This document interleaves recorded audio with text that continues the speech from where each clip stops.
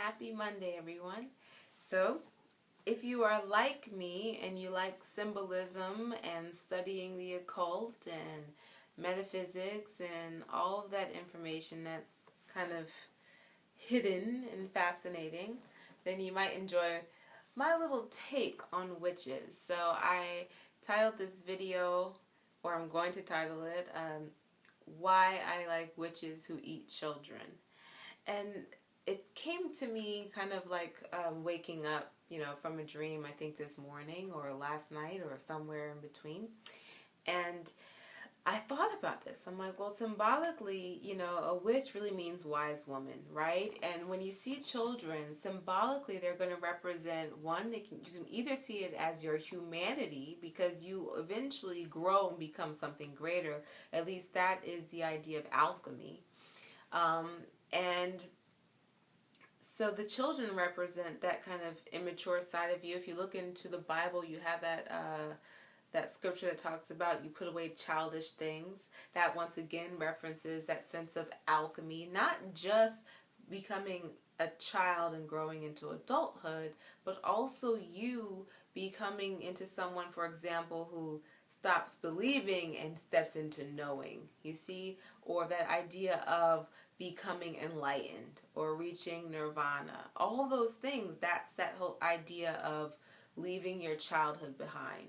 So childhood meaning kind of the mundane way that we see things and growing into an enlightened way that we see things. So that's what the child represents. And then the wise woman, the feminine energy, kind of the mystery, the void. If you ever pay attention, witches are often in black. Why would black be a color? Because they represent that femininity, the void, that mystery, that which you don't know, that which you can't see but exists anyway.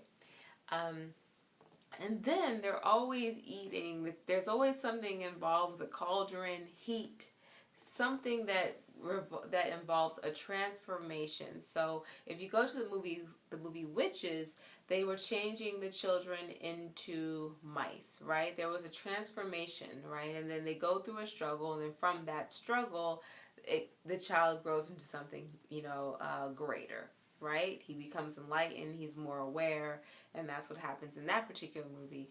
If you go into the Wizard of Oz, Dorothy is kind of being pursued, and even though she isn't the one that kind of gets taken over, the witch through the water once again goes through a change and transformation, and through that change and transformation, Dorothy is now allowed to become greater. So once again, there's alchemy going on. So every time you see this kind of water or purple, some kind of purple liquid, a cauldron, something, whether the oven, Hansel and Gretel, right?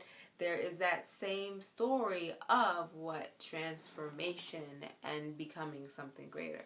So this season, as you enjoy Halloween and you enjoy maybe Dia de los Muertos, you can think about what does it really mean when you hear of a witch or an old wise woman pursuing children and working towards this change, right? There's something beautiful in that. It's representative of, to me, what I feel is that alchemy of becoming greater. Whether you see that as being enlightened, like the Buddha, whether you see it as rising again and resurrecting, as the story of Yeshua or Jesus, whether you see it simply as becoming more aware.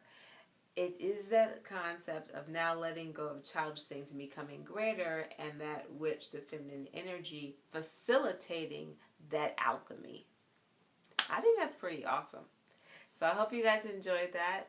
It just came to me and I thought I'd share it. What do you think? Did you ever think about that way? Let me know.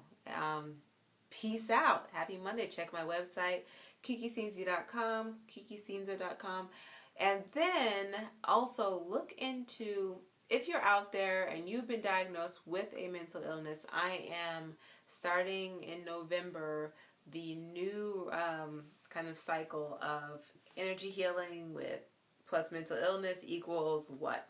So now I kind of know what it equals. It's something great, but at the same time, you always don't want to have any expectations, and I want to allow something that maybe I never even thought could happen. So the second round is coming, and I offer this to people who could otherwise not afford this kind of service. If you can't afford it, then I'm here for a session.